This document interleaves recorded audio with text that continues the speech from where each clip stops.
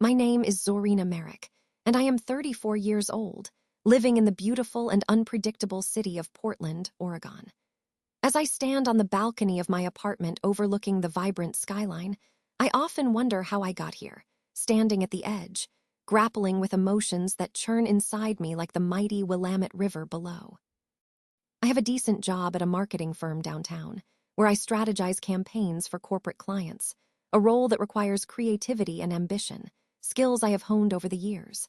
My colleagues see me as reliable, friendly, and determined, someone who works late, rarely takes vacations, and pours her heart into every project. But beneath that polished exterior is a tempest brewing, one I never thought I would have to confront. Just last year, I believed I was satisfied with my life. I had plans to lead my own team one day and even dreamed of starting my own marketing agency. Everyone believed in me, and I believed in myself. That was until Thomas showed up. He was charismatic and charming, a newcomer at the firm, which immediately put me on edge. But as the weeks turned into months, I found myself enchanted by his confidence and brilliance. I began to let my guard down, trusting him with my ideas and aspirations, even collaborating with him on critical projects. What I failed to see was the mask he wore so perfectly concealing his true self. Then, on an unassuming Tuesday, I received the dreaded email. It had the subject line that felt like a punch to my gut. New team lead announcement. I let out a breath and clicked it open, my heart racing with anticipation. There it was, in black and white. Thomas had been promoted to team lead, while I had been passed over. The sting of betrayal hit me like a freight train. I felt blindsided, stripped of my ambitions, and suddenly everything I had built began to unravel. The once beloved office had turned into a cage, and I was its captive. I confronted Thomas, my voice steady but shaking with anger. "Why didn't you tell me you were up for that position?" I asked, throwing words at him like daggers. He seemed shocked for a moment, then smirked. "Did you really think they would choose you over me?" "I'm sorry, Zorina, but you know this industry isn't about being kind or talented. It's about who plays the game better." His words stung as they cut through the air between us. I found myself retreating, but I didn't stop. I needed answers. I started gathering evidence. I watched him closely, my mind racing as I noticed the little things. He would come to work late and leave early, all while taking credit for my ideas during meetings. I began to realize he was sabotaging my credibility while charming the others into believing he was the mastermind behind the projects we collaborated on.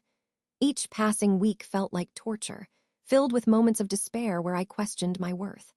I was left fighting invisible battles, and every small victory felt hollow when it came at the price of watching Thomas flourish. I wished I could confront him, but the thought of retaliation felt childish. I believed I could rise above it, that justice would prevail in the end. But nothing changed. In fact, it got worse. I decided to showcase my skills on a separate project that I had been passionate about, hoping to gain recognition through it. As I poured everything I had into the presentation, I felt alive once more, ignited by ambition. I practiced tirelessly, perfecting each slide, each statistic, and each bit of data. I presented it to our team with excitement, only to watch in horror as Thomas interrupted me midway, snatching the opportunity right out from under me, rephrasing my points and turning my hard work into his own. The defeat tasted bitter in my mouth. That evening, I stood in my small kitchen, the flickering light above illuminating my dejected figure. I held the remnants of my hopes like shattered glass. I thought about what Thomas had taken from me, my dignity, my self-esteem, my dreams. But then a fire ignited within my chest. I would not allow him to destroy me, not without a fight. It was time to embrace the darkness, to strategize my revenge. I began to gather information, separating work research from personal vengeance. Each day in the office, I slowly distanced myself from the light and started to weave an intricate plan. I took note of the opportunities available to me. 3 months until the annual marketing gala, a lavish affair that showcased innovative ideas and rewarded top performers. I would use this event to not only shine, but to expose Thomas in a way that would leave him reeling. I meticulously worked to finish my personal project, now infused with a message that would resonate. I transformed it from a simple presentation into an exhibition that would captivate our audience and highlight my exceptional talents while subtly revealing Thomas's duplicity. This was no longer just about revenge. It was about reclaiming my power and validation. The night of the marketing gala arrived, and I stepped into the crowded event hall, the hum of conversations swirling around me like an electric current.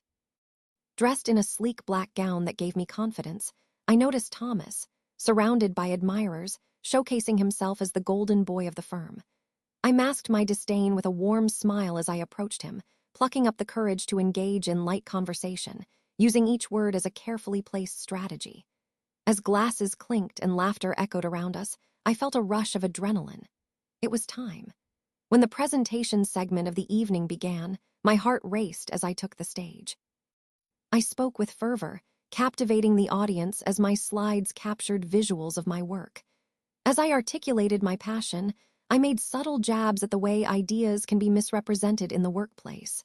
The laughter and applause were intoxicating. I could feel Thomas glaring at me from the corner. As I transitioned into showcasing my project, I revealed something shocking: correspondence that amply highlighted the correspondence and brainstorming we had, with timestamps that proved how he had taken credit for significant elements of my work without repercussions. The room fell silent, and the tension was palpable. Thomas's face turned to horror as it dawned on him that I had outmaneuvered him in a way he never expected. I ended my presentation with the same passion I began with, vowing to remain true to my values, emphasizing how collaboration should be a conduit for collective success, not a tool for sabotage. Thunderous applause erupted from the audience, yet there he was, the man who had caused me a world of pain, crumbling before their eyes. For a moment, satisfaction washed over me like a warm tide, and I savored the victory I had fought so hard for. But the real twist awaited me as I walked off the stage, feeling victorious. My manager, who had kept quiet throughout the chaos, approached me, eyes alight with admiration.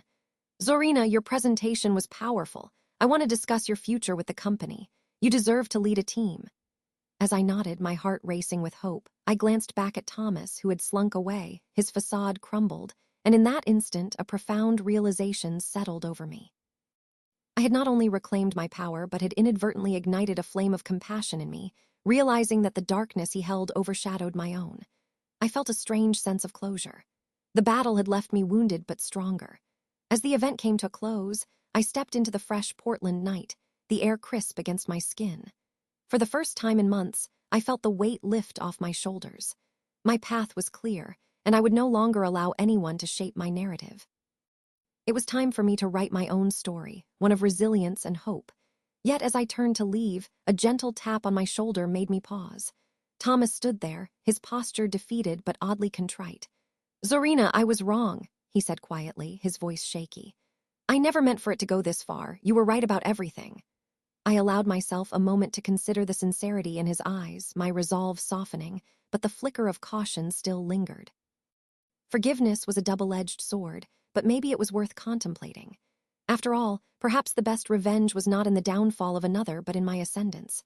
I took a deep breath, absorbing the cool night air. "Let's not dwell on the past, Thomas," I said finally, feeling empowered. "You must find your own way to redeem yourself." As I walked away, the stars above twinkled with promise, and in my heart I carried both the scars of betrayal and the seeds of hope for the future.